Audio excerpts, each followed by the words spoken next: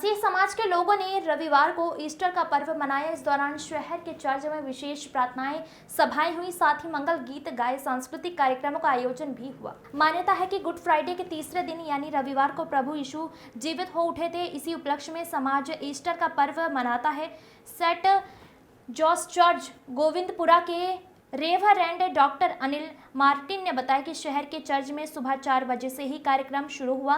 Govindpura church में विश्व शांति के लिए विशेष प्रार्थना सभा हुई। फादर अनिल मार्टिन ने मीडिया से चर्चा करते हुए कहा कि प्रभु यीशु मसीह ने सभी मानव के लिए अपनी कुर्बानी दी थी, वहीं उन्होंने सरकार का भी धन्यवाद दिया। Bureau report. पूछिएगा जी। बहुत धन्यवाद, आप लोगों ने ये प्रश्न पूछा कि आज शुभ दिन क्यों है। शुभ दिन इसलिए है कि सारी मानव जाति की उद्धार और योजना के लिए परमेश्वर ने जो अपने इकलौते पुत्र को इस संसार में भेजा था, प्रभु यीशु मसीह के ऊपर में यहूदियों ने बड़ा अत्याचार किया और केवल 3.5 वर्ष की अवधि प्रभु यीशु मसीह ने दुनिया में बिताया और अपनी सेवाओं को मनुष्यों के कल्याण के लिए, परमेश्वर के प्रेम के लिए और त्याग और बलिदान का रास्ता दिखाने के लिए यीशु मसीह को क्रूस पर लटका करके शुक्रवार को मार दिया गया था। पिछले रविवार में जब यरूशलेम नगर में वो प्रवेश कर रहे थे तो खजूर की डालियां से उनका स्वागत हुआ था। यही भीड़ जो उनका स्वागत कर रही थी, होशन्ना के नारे लगा रही थी, इन्हीं लोगों ने प्रभु यीशु मसीह को क्रूस पर चढ़ाया। किसी गैर ने नहीं चढ़ाया, यहूदियों ने चढ़ाया। और क्रूस पर मृत्यु प्रभु यीशु मसीह ने अपने आप से किया। उन्होंने 7 वचन जो बोला था, उन्होंने कहा पूरा हुआ। पूरा हुआ मतलब परमेश्वर का काम पूरा हुआ, शैतान को पराजित करने का काम पूरा हुआ, पापों से उद्धार पाने का काम पूरा हुआ। तीसरे दिन पुनरुत्थान हुआ, जिसको बोला गया रिजरेक्शन। पुनरुत्थान मतलब मृत्यु के ऊपर यीशु मसीह ने जय पाया और 40 दिन तक वो दिखाई देते रहे। पहले सबसे पहला दर्शन महिलाओं को दिया।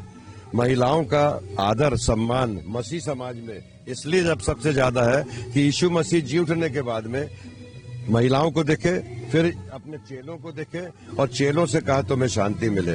मैं वो शांति आप सबों के जीवन में चाहता हूँ कि आपके परिवार में, आपके व्यक्तिगत जीवन में, आपके समाज में, हमारे देश में, प्रदेश में शांति रहे, प्रेम रहे और यीशु मसीह का आनंद रहे। यही मेरा संदेश है। पुनरुत्थान पर्व की शुभकामनाएं।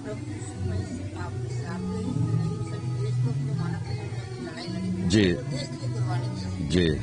उन्होंने उनकी कुर्बानी केवल एक बात की थी। लोग उनको राजनीतिक राजा के रूप में देख रहे थे क्योंकि बड़ी भीड़ उनके पीछे आती थी, लेकिन यीशु मसीह ने केवल एक ही बात कहा कि मार्ग मैं हूँ, सत्य मैं हूँ और जीवन मैं हूँ।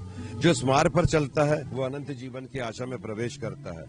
पुनरुत्थान मृत्यु के ऊपर जय मतलब मसीह समाज में मृत्यु का दिन जन्म के दिन से अच्छा माना गया है क्योंकि हमको एक बार फिर से जीवन मिलेगा। जी जी, हमारा ये कहने का अर्थ है कि पर यीशु मसीह ने अच्छी शिक्षाएं दी। कभी भी अशांति का, रगड़े झगड़े का, बुराइयों का कभी भी उन्होंने साथ। उन्होंने बोले एक गाल पे जो थप्पड़ मारे दूसरा फेर दो। उन्होंने कहा कोई 1 मील ले जाए तो 2 मील चले जाओ। इन्होंने कहा कि कोई भूखा है तो उसे भोजन दो, कोई प्यासा है तो उसे पानी दो, जो दुर्बल है उसको अपनी शांति दो। तो यीशु मसीह ने कभी भी समाज में ऐसी शिक्षा नहीं दी जो अराजकता को फैलाती थी। आप सबको शुभकामनाएं। जी जी, देखिए मसीह समाज में सबसे बड़ी शिक्षा यीशु मसीह की ये थी कि हमें जो सरकार दी गई है, 5वीं आज्ञा बाइबल में लिखी कि अपने माता पिता का आदर करना जिससे तेरा भला होगा और वो देश जो तुझे दिया गया उसमें तू बहुत समय तक रहने पाएगा।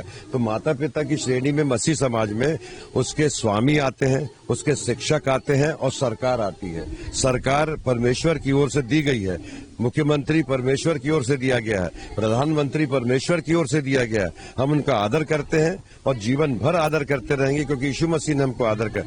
धन्यवाद, मुख्यमंत्री ने हमको शुभकामनाएं दी। हमारी शुभकामनाएं सरकार को, सारे लोगों को हम आपकी ओर से।